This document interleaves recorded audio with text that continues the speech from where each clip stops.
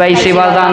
সেই নবী পাওয়ার পরও যদি আপনি আমি দাড়ি কাটি, সেই নবী পাওয়ার পরও যদি শরীরে পাঞ্জাবি না ঢুকাই, সেই নবী পাওয়ার পরেও যদি মাথার ভেতরে টুপি না ঢুকাই, আপনার আমার মতন কপাল পোড়া দুনিয়ার বুকে আর কেউ হবে না।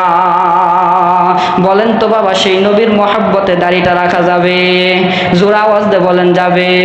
দেখেন তো কে কে কথা বলতেছে না। যেই ব্যক্তি কথা বলবে না বোঝা যায় ওই ব্যক্তির অন্তরে নবীর কোনো মহব্বত নাই। জোরে সুরে আওয়াজ দিয়ে বলেন দাড়িটা রাখা যাবে? আরো জোরে বলেন যাবে? আমার বাবাজিরা, আমার বন্ধুগণ, দাড়ি সম্পর্কে আপনাদেরকে সামান্য পরিমাণ হাদিস শুনে দেই গো বাবা। ভাইজান আর লম্বা করবো না গো বাবাজি। বিশ্ব নবী আমার আল্লাহ রাব্বুল আলামিন কোরআনুল কারীমের ভেতরে জানায় দেয়, নবীরে ডাক দে বলে, নবী গো